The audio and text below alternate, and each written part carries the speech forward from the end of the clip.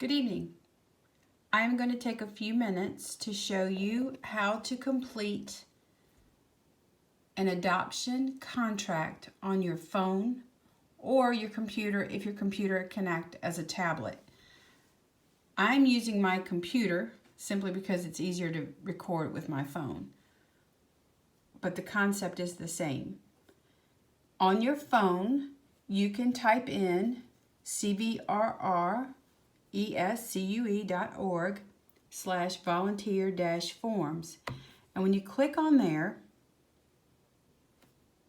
these are protected forms. And we all use the same password, and that's CVRR volunteer, all lowercase.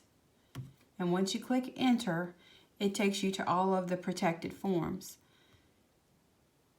If you're going to complete these digitally, use these. Otherwise, you can print these out and fill them out by hand. Those are intake, foster, health records, hold harmless, and all of those. But if you want to do an adoption, click on that one.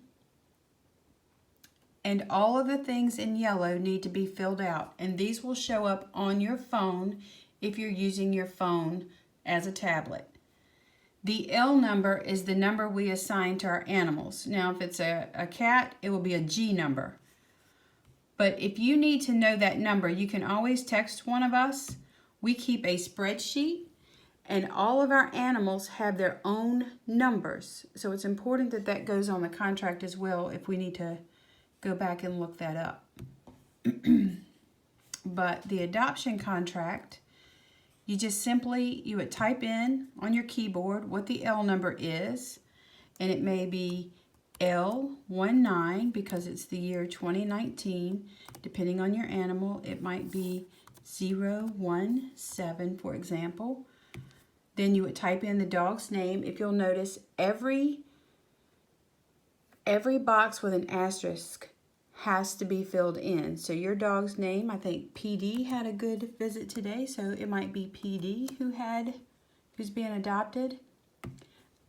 This is the microchip number. Again, it is very helpful that that number goes on the adoption contract. We have had a couple of cases where digits have gotten moved around, and it's important that we can cross-reference.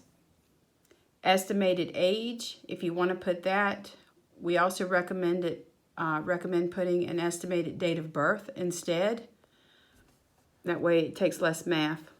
The breed and the sex, and then you have the agreement for the date and the adopter's name, and then the fee, and you're typing all of that in on your phone. The adopter's address, typically that's on your contract, on your application that you have. What I do, if the adopter's present, I simply ask them what their address is and type it in as they tell me. The same with their phone number. And then when you click here to sign, you will see that there's a place for their signature, and they will use their finger to sign. And when they click apply, well, of course it didn't do that. They can also type it in. They need to type in their email address, and then you are the CVRR representative, so you would put your name there. They have an option to make a donation if they want to, but as soon as you click submit, we will receive an email, and then the person who is adopting will also receive an email. You will receive the option on your phone or your computer to download a copy, and you can choose to do that if you'd like. But this is a very efficient way to do an adoption. It keeps paperwork out of your hands. The worst case scenario is you have limited access to Wi-Fi, or you don't have a good cell service at the moment. That has happened.